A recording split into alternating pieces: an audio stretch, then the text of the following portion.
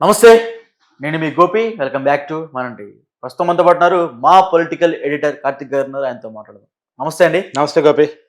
జగన్ గారు గత 5 రోజుల క్రిందట ఆయన లండన్ వెళ్ళడం జరిగింది.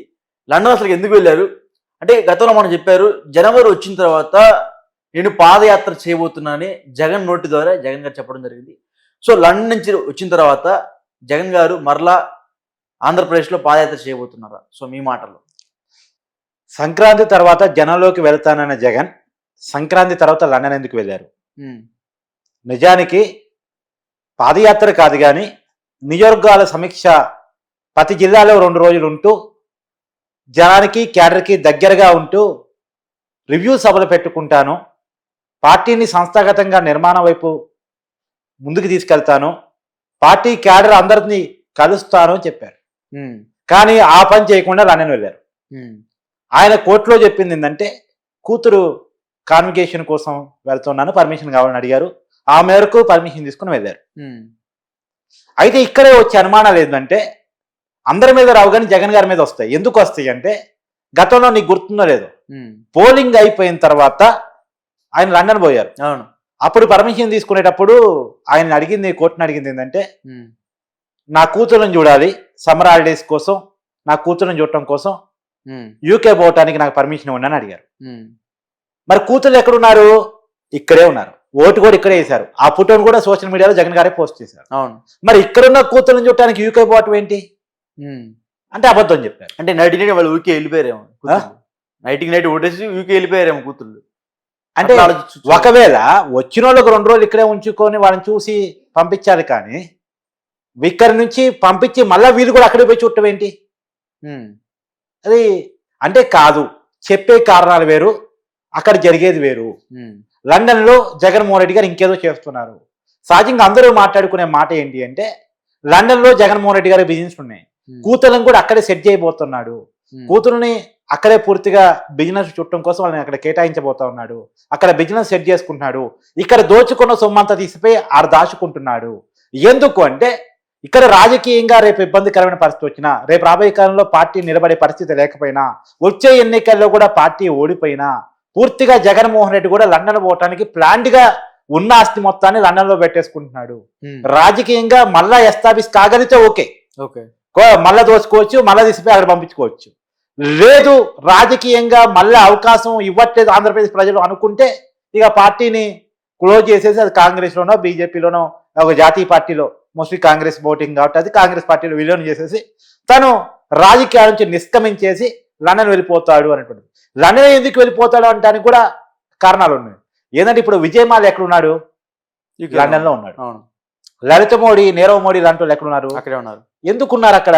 ఎస్ బ్యాంక్ చైర్మన్ కూడా అక్కడే ఉన్నాడు. ఎందుకున్నారు అంటే యూకే చట్టాల ప్రకారం, అంటే బ్రిటిష్ చట్టాల ప్రకారం అక్కడికి పోయిన వాళ్ళకి వాళ్ళు సేఫ్టీ ఇస్తారు. వాళ్ళు అక్కడ 2 లక్షల కోట్ల రూపాయల 2 లక్షల పౌండ్లు ఇన్వెస్ట్ చేయగలిగితే, అంటే మన భాషలో 2 కోట్ల రూపాయలు, మన డబ్బులు, మన కరెన్సీలో ఇన్వెస్ట్ చేయగలిగితే అక్కడ యూకే మెంబర్షిప్ ఇచ్చి పిఆర్ ఇచ్చేసి అక్కడ పర్మనెంట్ సెక్యూరిటీ ఇస్తారు. వేరే దేశాల్లో కేసులున్నా వాళ్ళు ఆ యూకే పౌరసత్వం పొందుతారు కాబట్టి వాళ్ళని అరెస్ట్ చేయాలంటే యూకే చట్టాల ప్రకారం సాధ్యం కాదు. వాళ్ళు మన దేశానికి మళ్ళీ తిరిగి వాళ్ళని అప్పచెప్పరు. అందుకనే ఎంజాయ్ చేస్తున్నారు విజయమాల లాంటి వారు. మన డబ్బులు ఎత్తకపోయి మన బ్యాంకును లూటీ చేసి ఆ డబ్బును అక్కడ తీసిపోయి ఎంజాయ్ చేస్తున్నారు. వాళ్ళు మన వాళ్ళు అరెస్ట్ చేయలేకపోతున్నారు. ఎందుకంటే వాళ్ళు యూకే పౌరులుగా కాగలిగారు. యూకే చట్టాల ప్రకారం అక్కడ వాళ్ళకి సేఫ్టీ లభించింది. వాళ్ళు యూకే నుంచి ఇండియాకి వస్తే అరెస్ట్ చేయొచ్చా? ఇండియా వచ్చిన అరెస్ట్ చేయాలంటే ఒకరు మన దేశ పౌరుడు అయితే మనం ఈజీగా అరెస్ట్ చేసుకోవచ్చు. అక్కడ పౌరుని మనం అరెస్ట్ చేస్తున్నాం, ఆ దేశ పౌరసత్వం వచ్చిన అరెస్ట్ చేస్తున్నాం అంటే మాత్రం అక్కడ కమ్యూనికేట్ చేయాల్సి ఉంటుంది. సరే, లీగల్ గా అది కొంత ప్రొసీజర్ ఉంటుంది. ఏది ఏమైనా కొంత క్రిటికల్. ఏదైనా నేరస్తుడు అంతా కూడా సంపాదించుకున్న సొమ్మను దాచుకోవడానికి సేఫ్టీగా ఫీల్ అయ్యే ప్లేస్ యూకే. అందుకనే జగన్మోహన్ రెడ్డి కూడా ఆ ప్లేస్ లో ఇన్వెస్ట్ చేస్తున్నాడు. ఇంకోటి, భారతదేశంలో సంపద కనుక ఉంటే ఈడీ పట్టుకుంటుంది. 2011లోనే 43,000 కోట్ల రూపాయలను జప్తు చేసింది కదా, దానికి సంబంధించిన కేసులు పెట్టింది కదా, కొంత ఆస్తిని మొత్తం జప్తు చేసింది కదా. ఆ జప్తు నుంచి ఇప్పించుకోవడానికి రకరకాల పొలిటికల్ లాబింగ్లు వాడుకుంటున్నాడు ఈ 11 సంవత్సరాల కాలంలో జగన్మోహన్ రెడ్డి గారు. కాబట్టి ఎప్పటికైనా ఇక్కడ ఆస్తి ఉంటే ప్రమాదకరం. దోచుకున్న సొమ్మును ఇక్కడ ఇన్వెస్టిగేషన్లు పట్టుకుంటే, ప్రభుత్వాలు పట్టుకుంటే ఇబ్బంది పెడతాయి అని చెప్పేసి ఇక్కడ దోచుకున్న సొమ్మును తీసుకుపోయి యూకేలో పెట్టుబడిగా మారుస్తున్నాడు అనేటువంటిది అందరూ అనుకునేటువంటి మాట. రాజకీయ వర్గాల్లో జగన్మోహన్ రెడ్డి బాగా దగ్గరగా చూసిన వాళ్ళు ఈవెన్ దో వైసీపీ నుంచి ఇప్పుడు రాజీనామా చేసి బయటకు వస్తున్నారు కూడా చెప్పే మాట. జగన్మోహన్ రెడ్డి లండన్ పోతుంది కేవలం కూతుల కోసం మాత్రమే కాదు, అక్కడ వ్యాపార లావాదేవీలు చూసుకోవడం కోసం, అక్కడ ప్రత్యేకించి కంపెనీలు జగన్మోహన్ రెడ్డికి ఉన్నాయి, అక్కడ ఇన్వెస్ట్మెంట్స్ ఉన్నాయి, ఆ ఇన్వెస్ట్మెంట్స్, ఆ డబ్బులు, ఆ లెక్కలు, అక్కడ ఉన్న వ్యాపార లావాదేవీలు చూసుకోవడానికి మాత్రమే లండన్ పోతున్నాడు అనేటువంటిది రాజకీయ వర్గాల్లో చర్చనీయాంశంగా మారిన అంశం. ఇది మాత్రమే కాదు, ఇక్కడ మనం కీలకంగా ఈ అనుమానం రావడానికి ఇంకో కారణం కూడా ఉంది. చూడు, సీఎంగా ఉన్నప్పుడు అతనికి భాష సెక్యూరిటీ పెట్టుకున్నాడు, డిఎస్పీ ర్యాంక్ అధికారి. ఇప్పుడు ఆయన ముఖ్యమంత్రి కాదు, ప్రతిపక్ష నాయకుడు కాదు, కేవలం ఒక ఎమ్మెల్యే, ఒక పార్టీ అధినేత, ఒక మాజీ ముఖ్యమంత్రి హోదా ఉంది. కాబట్టి మాజీ ముఖ్యమంత్రి హోదా గవర్నమెంట్ సెక్యూరిటీ ఇస్తుంది, కాదనేది ఏం లేదు. ఆ సెక్యూరిటీ ఇస్తే ఏ సెక్యూరిటీ ఇస్తే ఆ సెక్యూరిటీ తీసుకోవాలి. సెక్యూరిటీ ఇవ్వకపోతే సెక్యూరిటీ ఇవ్వమని అడగాలి. కానీ గవర్నమెంట్ సెక్యూరిటీ ఇస్తుంటే ఈ సెక్యూరిటీ కాదు, నాకు పలానోడే కావాలని చెప్పేసి జగన్మోహన్ రెడ్డి గారు అడిగి కోర్టుకు కూడా పోయారు.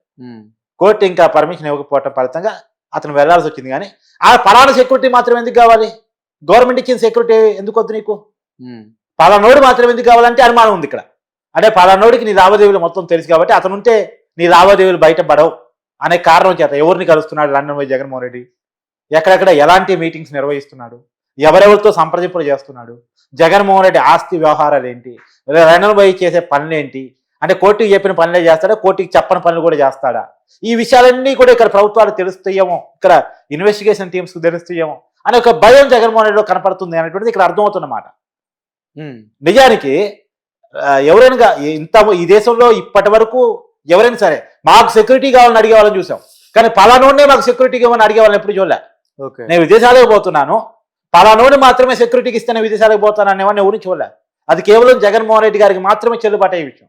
అంటే పలానోడిని అని అడుగుతున్నామంటేనే చాలా కీలకమైన అనుమానం వస్తూ ఉంది.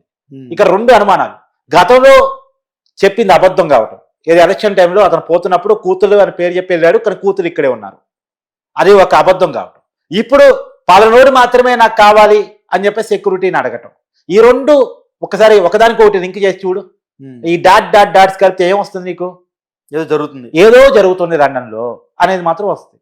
ఆ ఏం జరుగుతుంది అంటే మోస్ట్లీ నీరవ్ మోడీని మనం ఎగ్జాంపుల్ గా చూస్తున్నాం, లలిత మోడీని ఎగ్జాంపుల్ గా చూస్తున్నాం, విజయ్ మాల్యాని ఎగ్జాంపుల్ గా చూస్తున్నాం, ఎస్ బ్యాంక్ చైర్మన్ని మనం ఉదాహరణగా చూస్తున్నాం. కాబట్టి ఆ ఉదాహరణల ప్రకారం చూసుకున్నప్పుడు జగన్మోహన్ రెడ్డి కూడా ఆ లిస్టులో చేరతాడు. ఎందుకంటే వాళ్ళ మీద ఏ రకమైనటువంటి కేసులు ఉన్నాయి, జగన్మోహన్ రెడ్డి గారి మీద కూడా ఆ రకమైన అంతకుమించిన కేసులు ఉన్నాయి. జగన్మోహన్ రెడ్డి గారి మీద 2011 నుంచి 21 సిబిఐడి కేసులు ఉన్నాయి. ఆయన సూట్ కేసు కంపెనీల ద్వారా పెద్ద ఎత్తున అక్రమార్జనకి పాల్పడ్డాడు, 43,000 కోట్ల రూపాయలు అక్రమాస్తులు సంపాదించాడు అనేటువంటిది ఆ రోజు ఉన్నది. మరి 2019 నుంచి 2024 వరకు ముఖ్యమంత్రి అయినప్పుడు అప్పుడేమో తండ్రి అధికారాన్ని అడ్డం పెట్టుకొని సంపాదించాడు అనే కేసులు, ఇప్పుడు డైరెక్ట్ గా ఆయనే ముఖ్యమంత్రి అయ్యాడు. మరి ఇంకెంత సంపాదించి ఉంటాడు? తండ్రి అధికారంలో ఉన్నప్పుడే సంపాదించగలిగినోడు తానే ముఖ్యమంత్రి అయినప్పుడు ఇంకెంత సంపాదించి ఉంటాడు అని అనుమానం ఉంటుంది కదా. సో ఈ సంపాదన కాన రాకుండా చేయాలి. ఇప్పుడు దేశంలో ఎక్కడన్నా ఇన్వెస్టిగేషన్ చేస్తే ఆ ఇన్వెస్టిగేషన్ అన్నింటిలో తేలే పేరే ఒక జగన్మోహన్ రెడ్డి గారు. మన దేశంలో పక్కన పెట్టుకాక అమెరికాలో కూడా మన దేశంలో ఉన్నటువంటి వ్యక్తుల మీద ఎంక్వైరీ జరిగింది అనుకో, ఆ ఎంక్వైరీలో కూడా జగన్మోహన్ రెడ్డి గారి పేరు వస్తుంది. మన అదానీ మీద జరిగిన ఎంక్వైరీలో వచ్చింది కదా. ఇది మన ఇన్వెస్టిగేషన్ టీం కాదు కదా. మన ఇన్వెస్టిగేషన్ టీం అంటే టీడీపీ ఇన్ఫ్లుయెన్స్ చేసింది, చంద్రబాబు నాయుడు కేసు పెట్టించారు అనుకోవచ్చు. కాక జగన్మోహన్ రెడ్డి పొద్దున్నే అది చెప్పారు చెప్తాడు కదా, నా మీద అక్రమ కేసులు పెడుతున్నారు, నన్ను కావాలని కక్ష సాధింపులు పెడుతున్నారు అని చెప్తాడు కదా. మరి అమెరికాలో ఎవరు కక్ష సాధింపు పెట్టారు? అమెరికాలో అదానీ మీద కేసు నమోదైతే అదానీ మళ్ళీ మోడీ గారికి కేంద్ర ప్రభుత్వానికి దగ్గరగా ఉన్నటువంటి వ్యక్తి, ఆయన మీద కేసు నమోదైతే ఆ కేసు ఎంక్వైరీ కూడా జగన్మోహన్ రెడ్డి లంచం తీసుకున్నాడు అనేటువంటి అపవాదం వచ్చేసింది. అంటే ఈ ప్రపంచంలో తెలుగు వాళ్ళ మీద ఎక్కడ ఆరోపణ వచ్చినా, భారతీయుల మీద ఎక్కడ ఆరోపణ వచ్చినా ఆరోపణలో ఉండేవాడు జగన్మోహన్ రెడ్డి. ఇది ఒక కేస్ స్టడీ, జగన్మోహన్ రెడ్డి అవినీతి అనేటువంటిది రేపు రాబోయేటువంటి తరాలకి ఒక కేస్ స్టడీ రాదు. ఓకే, ఎనీవే ఆయన లండన్ లేరు, వచ్చిన తర్వాత జనవరిలో పాదయాత్ర చేస్తా అన్నారు. ఒకవేళ పాదయాత్ర మొదలు పెడితే మళ్ళీ పార్టీ పుంజుకుంటుందా? అంటే ఆయన పాదయాత్ర చేస్తానని ఇప్పటివరకు అఫీషియల్గా ప్రకటించలేదు. ఆయన చెప్పింది ఏంటంటే జనంలోకి వెళ్తాను, క్యాడర్ని కలుస్తాను, పార్టీ నాయకులతో భేటీ నిర్వహిస్తాను, ప్రతి నియోజకవర్గం మీద సమీక్షలు నిర్వహిస్తాను, జిల్లాలో పార్టీ పుంజుకుంటుందా? ప్రతి జిల్లాలో 2 రోజులు ఉంటాను అన్నాడు. సరే, దానివల్ల పార్టీ పుంజుకుంటుందా అంటే ఖచ్చితంగా పుంజుకోవటానికి ఆయన ప్రయత్నాలు చేసుకుంటాడు. ఎందుకంటే ఆయనకు అధికారం చాలా ఇంపార్టెంట్. అధికారం అనేటువంటిది అవసరం కదా, అత్యవసరం ఆయనకి. కాబట్టి అధికారం చేయడానికి ఏ ప్రయత్నం ఆ ప్రయత్నం చేస్తారు. కానీ ఇప్పటికిప్పుడు వైసీపీ పుంజుకునే రాజకీయ వాతావరణం ఆంధ్రప్రదేశ్లో కనపడట్లేదు. ఎందుకంటే ఇంతకుముందు అంటే రాజశేఖర రెడ్డి సెంటిమెంట్ ఒకటి కలిసి వచ్చేది. ఒకసారి అధికారం ఇద్దాం, ఎంగుగాని కదా కొద్దిగా బాగా చేస్తాడేమో, కొత్త ఆలోచనలు ఉంటాయేమో, ఓసారి అధికారం ఇద్దామనే ఉంటుంది, జగన్ మీద ఉండే సింపతి ఇవన్నీ కలిసి వచ్చాయి. కానీ ఒక్కసారి అధికారం చూసిన తర్వాత ఇవన్నీ ఉండవు. ఇంకా పోయినసారి బాగా చేయాలా లేదా, పోయినసారి అధికారం ఇచ్చినప్పుడు బాగా చేయలేదు కాబట్టి మళ్ళొద్దు ఇంకా అనేదే ఉంటుంది. ఓకే. మొదటిసారి అధికారం ఇచ్చినప్పుడు సెంటిమెంట్ పనికొచ్చింది. ఒక్కసారి అధికారం చూసిన తర్వాత వద్దు అనుకొని 151 సీట్ల నుంచి 11 సీట్లకి ఇచ్చిన తర్వాత ఇంకా పార్టీ ఎలా పికప్ అవుద్ది? ఇప్పుడు జగన్మోహన్ రెడ్డి గారి ముందు ఉన్న ఆప్షన్ ఒకటే, ఆ 11ని కనీసం జనసేనకు ఉన్నంత 21 అన్న చేసుకోగలడా, లేదు ఆ 11ని కూడా వదులుకొని మళ్ళీ ఒకటే సీట్ తెచ్చుకోగలడా? ఎందుకంటే ఇందా 151లో 5 పోయింది, మధ్యలో ఎగిరిపోయింది. ఇప్పుడు రేపు వచ్చే ఎన్నికల్లో ఒకటే ఎగిరిపోయింది అనుకో, ఇంకొకటే మిగిలింది. 11లో ఒకటి ఎగిరిపోతే ఏమైంది? ఒకటి మిగిలింది. ఓకే. కాబట్టి ఆ ఒకటి పరిస్థితిలోకి తెచ్చుకుంటాడా, లేదు అంటే ఇంకో పక్కన ఇంకో ఓటు రాసుకుని 111 సీట్లు తెచ్చుకుంటాడా అనేది చూడాల్సిన పరిస్థితి. కానీ 111 సీట్లు తెచ్చుకునే పరిస్థితి అయితే లేదు. ఓకే. ఒక సీటు పరిమితం కాకుండా కనీసం జనసేనకు ఉన్నటువంటి సీటింగ్ ఇప్పుడు 21 సీట్లు ఉన్నాయి జనసేనకి, ఆ 21 మందం అన్నా గెలిచే పరిస్థితులకు వైసీపీ పెరిగితే అంతవరకు జగన్మోహన్ రెడ్డి సంతోషం. Okay, right. థ్యాంక్ యూ అండి.